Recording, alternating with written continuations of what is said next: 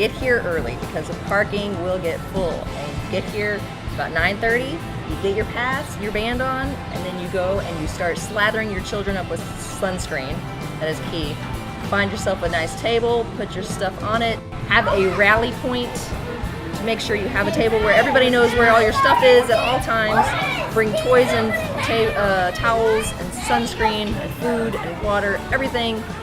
But then you can let the children go do their lazy floating and then say, come back here in about half an hour. Pay attention to that clock. And another tip is bring yourself. Bring yourself and a good attitude, right? You want to go all day. All day, every day, right? You should like spend the night on the floor. Yeah, great.